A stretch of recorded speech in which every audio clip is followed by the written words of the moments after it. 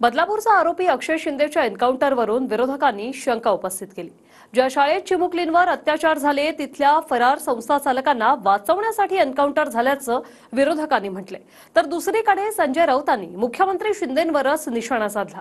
एका शिंदेचा एन्काउंटर झाला, दुसऱ्या शिंदेचा एन्काउंटर जनता करेल असं राऊत म्हणाले। एका शिंद्याने दुसरा शिंद्यांचा एन्काउंटर केला, एका शिंद्याचा एन्काउंटर झाला, दुसऱ्या शिंद्यांचा एन्काउंटर जनता करेल। बदलापूरमधील आरोपी अक्षय शिंदेचं पोलिसांनी एन्काउंटर केलं, मात्र त्यानंतर राजकीय शाब्दिक एन्काउंटर सुरू झाला। एका शिंदेचा एन्काउंटर झाला, आता दुसऱ्या शिंदेचा एन्काउंटर जनता करणार अशी टीका संजय राऊतांनी केली।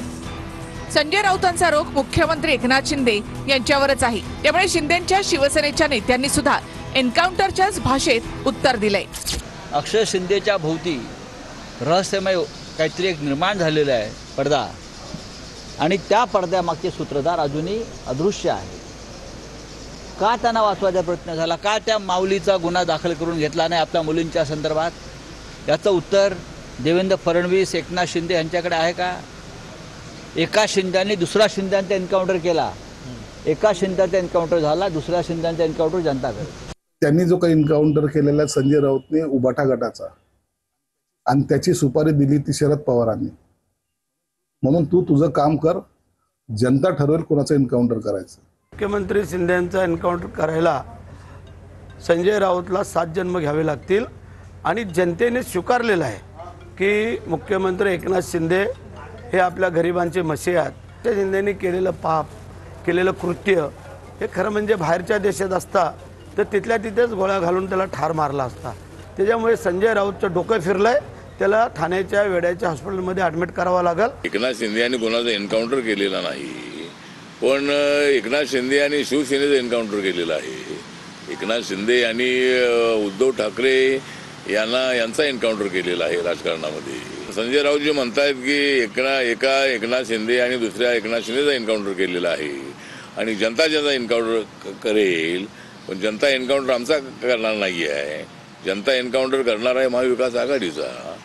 पोलिसांवर गोळीबार केल्यावर आरोपी अक्षय शिंदेवर स्वरक्षणासाठी गोळीबार केल्याचं पोलीस निरीक्षक संजय शिंदे यांचं म्हणणं आहे। मात्र विरोधकांनी वेगळीच शंका उपस्थित केली आहे।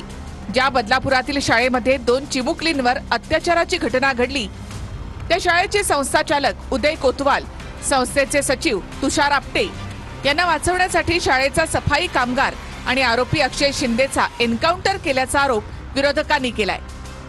तुषार आपटे आणि उदय कोतवाल यांच्यावर देखील गुन्हा दाखल झालेला आहे आणि दोघेही सध्या फरार आहेत। विशेष म्हणजे आरोपी अक्षय शिंदेचा एन्काउंटर झाला त्याच दिवशी आपटे आणि कोतवाल यांनी हायकोर्टामध्ये अटकपूर्व जामिनासाठी धाव घेतली। आता 1 ऑक्टोबरला यावर सुनावणी होणार आहे। आपटे, कोतवाल, आठवले हे जे कोणी आहेत ज्यांच्यावर पोस्को अंतर्गत गुन्हे दाखल केलेत, मग का केलेत? आम्ही केले का? आम्ही सांगितलं करायला? तुम्हीच केलेत ना पोस्को अंतर्गत गुन्हे, मग त्यांना अद्याप अटक का होत नाही? की त्यांना वाचवण्यासाठी माझी माहिती आहे, हा जो मारला गेलेला आरोपी आहे त्यांनी त्याच्या स्टेटमेंटमध्ये काही भयंकर खुलासे केलेले आहेत। या अक्षय शिंदेने त्याच्या स्टेटमेंटमध्ये काही खुलासे केलेले आहेत, ते समोर येऊ नयेत म्हणून त्यांनी मुळापासून हे सगळं संपून टाकलं। तुम्ही अजूनपर्यंत बाकी आरोपी का पकडले नाही? त्यांना पण एन्काउंटर करा ना, आम्ही समर्थन करतो। ती शाळा भाजपची आणि RSS असल्यामुळे, आणि RSS आणि भाजपच्या लोकांना वाचवण्यासाठी या पद्धतीचं एन्काउंटर झालेलं आहे। मुख्य आरोपी कोण, हा बलात्कारी कोण, काहीतरी संबंध ताळमेळ तर लागला पाहिजे। त्या संस्थेवर तो कामाला होता एवढं सर्व जग जाहीर आहे, आणि मग अशा वेळेला त्याने केलेलं कृत्य, त्याच्याकडे अनेक व्हिडिओ सुद्धा सापडले होते। मग त्याच्यामध्ये कोण कोण आहेत हे निश्चित तपासामध्ये दिसणार आहेत। कायदा सर्वांसाठी आहे, सर्वांना लागू आहे, परंतु एखादा नाहक जो आरोपी नसेल त्याला आरोपी बनवण्यासाठी कायदा नाही आहे, म्हणून कायद्याचा वापर सुद्धा करताना या सगळ्या गोष्टी ध्यानात ठेवल्या पाहिजेत, आणि याची सुद्धा पुन्हा शासन त्यांच्या स्तरावर चौकशी निश्चित करेल। आदित्य ठाकरे यांनी सुद्धा अद्याप शाळेच्या संस्थाचालकांना अटक का नाही असा सवाल करून सरकारला घेरलेला आहे। जे शाळेचे संस्थापक आहेत त्यांना अटक का नाही झालेली आहे?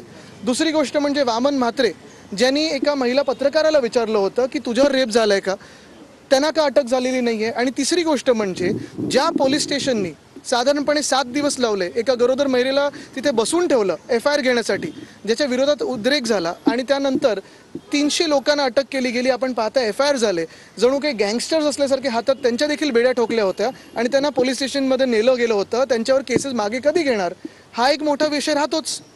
अक्षय शिंदेला पोलिसांनी ठोकला, पण एन्काउंटर विरोधी पक्षाचं झालंय.